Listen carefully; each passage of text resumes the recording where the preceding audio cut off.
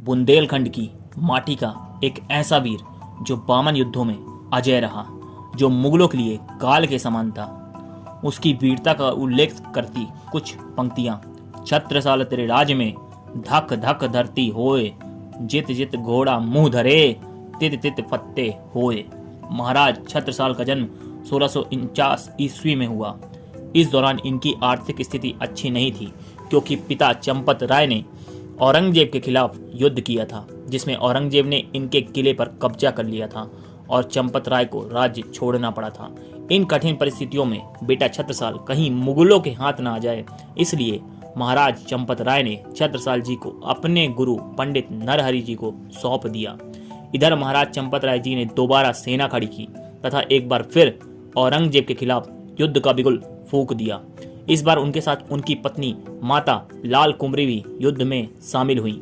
माता लाल कुमरी मानो साक्षात रणचंडी युद्ध भूमि में उतर आई हूँ। वो दुश्मनों को मौत के घाट उतारती जा रही थीं, लेकिन जब मुगल इनकी सारी सेना को साफ करके इनकी तरफ बढ़े, तब महाराज छत्रसाल तथा माता लाल कुमरी ने मुगलों के हाथों मरने से अच्छा खुद जान लेना स्वीकार किया और दोनों ने अपनी जान ले ली तथा वीरगति को प्राप्त हुए। ये खबर बालक छत्रसाल को लगी। अभी उनकी उम्र 12 वर्ष की थी तथा वो अब बुंदेलखंड आ चुके थे। माता पिता को खो दिया था तथा राज्य औरंगजेब के कब्जे में था। तब इनके मामा जी ने 15 वर्ष की अवस्था में इनका विवाह करवा दिया। महाराज छत्रसाल के पास अपनी जागीर तो थी नहीं, इसलिए वे जयपुर के मिर्जा राजा जय सिंह की सेना में शामिल हो गए।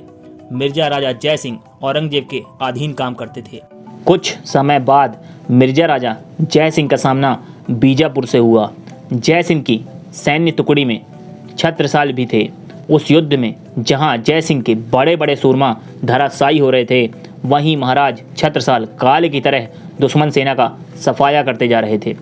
इसी तरह कई अन्य युद्धों में महाराज छत्रसाल ने अपने शौर्य का परिचय दिया, पर जब जय सिंह ने इन युद्धों की जीत का सेहरा महाराज छत्रसाल पर बांधना चाहा, तब औरंगजेब ने कहा, अगर तुम्हारे साथ मुगलिया फौज न होती तो तुम कभी ये युद्ध ना जीत पाते, ना ही ये तुम्हारा सैनिक बच पाता। महाराज छत्रसाल जय सिंह की सेना में शामिल ही इसलिए हुए थे कि वे अपने शौर्य के दम पे पदोन्नत होते जाएं, साथ ही अपनी रणनीति के तहत औरंगजेब को खत्म कर सकें। पर वो औरंगजेब को समझ चुके थे। इसके बाद वे छत्रपति शिवाजी महाराज के पास गए। शिवाजी से उन्होंने स्वराज्य स्थापित करने के लिए नीतियाँ सीखीं तथा शिवाजी ने उन्हें अपनी भवानी तलवार भेंट दी और उन्हें स्वराज्य स्थापित करने का शुभाशीष दिया। वहाँ से लौट के महाराज छत्रसाल ने अपनी माँ द्वारा दिए गए गहने अपने मामा से लिए तथा उससे उन्होंने एक सैन्य टुकड़ी बनाई। उन्होंने पहला आक्रमण सेहरा धनतेरा पर किया, जिसने महाराज के माता पिता के साथ गद्दारी की थी। महाराज सेहरा धनतेरा को मौत के घाट उतार के उसके किले पर कब्जा कर लिया। साथ ही उन्हें यहाँ बड़ा खजाना हाथ लगा। इसकी मदद से उन्होंने एक बड़ा सैन्य दल खड़ा किया। इसके बाद उन्होंने धमौनी, पवाया समेत 12 किलों पर अपना अधिकार कर लिया। इसके बाद औरंगजेब की प्रमुख मददगार रियासतें ग्वालियर तथा नरवर पर आक्रमण कर उन्हें भी अपने अधिकार में कर लिया। ग्वालियर तथा नरवर खोने के बाद औरंगजेब का गुस्सा 7वें आसमान में था। उसने रोहिल्ला खां के नेतृत्व में 30,000 की सेना भेजी तथा महाराज छत्रसाल को जिंदा या मुर्दा लाने का आदेश दिया। लेकिन ये वो बुंदेलखंड नहीं था जो मुगलों के अधीन था। सारे राजा महाराज छत्रसाल के साथ हो गए। रोहिल्ला खां को अपनी जान बचा के भागना पड़ा।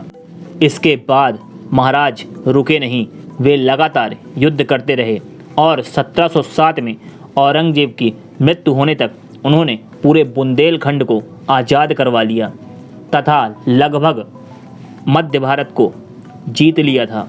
औरंगजेब की मृत्यु के बाद उसके बेटे को किसी काफिर का इतना बड़ा साम्राज्य चुभ रहा था। उसने इलाहाबाद के नवाब बंगस को भेजा।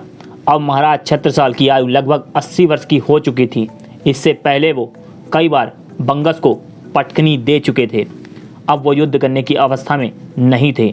बंगस एक एक करके सारे किलों पर कब्जा करता जा रहा था। तब महाराज ने बाजीराव पेशवा को पत्र लिखा तथा उनसे स्वराज्य को बचाने का निवेदन किया।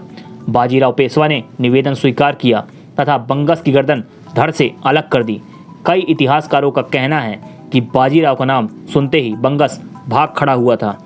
इस जीत से खुश होकर महाराज छत्रसाल ने बाजीराव पेशवा को कई किले दिए थे।